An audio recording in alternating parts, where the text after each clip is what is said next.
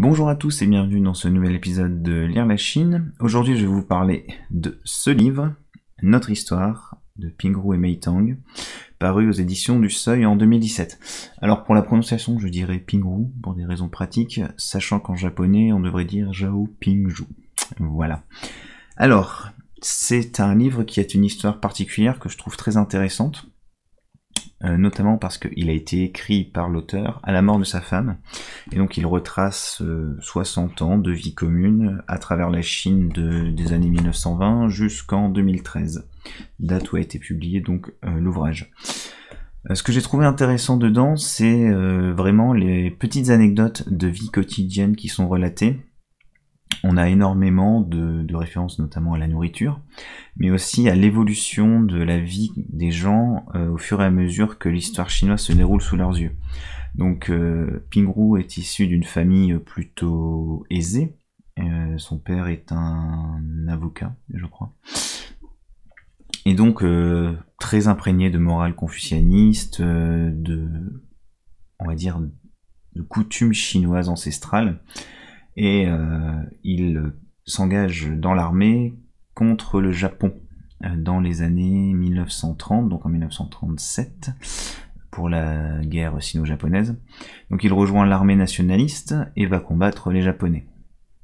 Ça a son importance étant donné que par la suite, quand les communistes auront pris le pouvoir, ils vont se mettre en chasse des anciens militaires nationalistes et ça va amener Pingrou à être envoyé en rééducation dans la campagne chinoise pendant 20 ans. Donc il sera dans les champs et après il travaillera dans une usine. Alors, ce qui est aussi intéressant, c'est que l'ouvrage est parsemé d'illustrations, d'aquarelles. Un exemple ici, par exemple, La nuit de noces, où toute la famille vient raconter des blagues, se moquer un peu des gens. Là, on a la représentation de leur photo de mariage, qui a été détruite par Pingrou pour pas que les communistes tombent dessus. Et c'est pas non plus des dessins, on va dire, d'art. Hein. Vous voyez, les traits sont, je vais pas dire grossiers, mais il y a une touche d'humanité dedans qui fait qu'on s'attache vraiment au personnage, d'autant plus que son histoire est assez touchante, parce que venant d'une famille plutôt riche, ils subissent de plein fouet à la fois l'invasion japonaise et la guerre civile. Donc ils se retrouvent déclassés. Donc on les voit essayer de s'en sortir par exemple en ouvrant un magasin de nouilles, ce qui ne marche pas. On a beaucoup de références à des petits tracas quotidiens, par exemple à un moment, ils se font cambrioler, on leur vole un morceau de leur machine à couper les nouilles, et ça fait qu'ils peuvent plus faire des nouilles d'un certain format, et manque de bol, c'est ces nouilles-là qui se vendaient le plus. Donc c'est plein de petites choses comme ça qui, pris, je pense, individuellement, sont anecdotiques, hein, sont vraiment peut-être pas intéressantes, mais quand on les met bout à bout, ça donne une histoire, et c'est vraiment l'histoire d'une vie que l'on trouve là, et c'est d'autant plus touchant que, au fur et à mesure, on s'attache vraiment au personnage. Personnellement, je m'attache plus à Pingrou qu'à Mei Tang, que je trouve, on va dire, un petit peu plus austère, malgré le fait que ce soit une femme très coquette, qui aime beaucoup les vêtements, etc.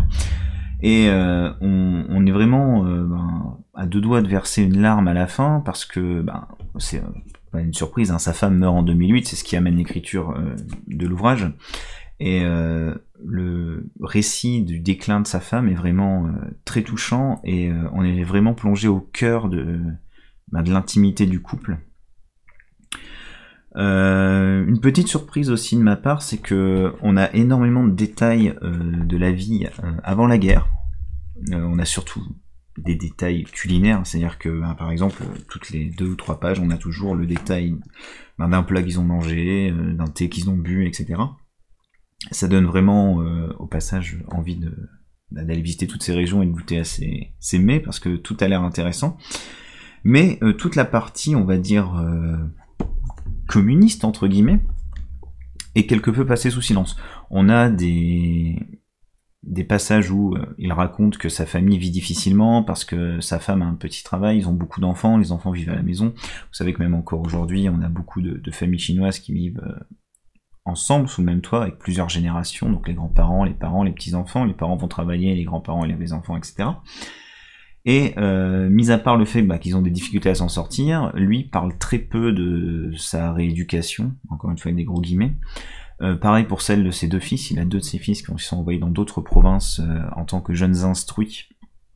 C'est-à-dire qu'ils ont été diplômés du lycée et après on les envoie à la campagne ou dans les usines pour apprendre le communisme aux côtés des travailleurs, etc. Enfin tout ça c'est en théorie.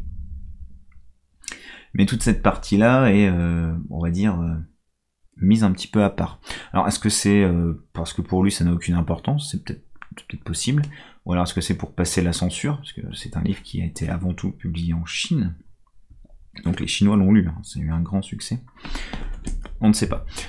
Toujours est-il que c'est vraiment un ouvrage que je vous conseille, d'autant plus parce qu'il se lit très facilement, hein. L'avantage c'est que Pingroo n'est pas un écrivain professionnel, donc il écrit vraiment avec des mots simples.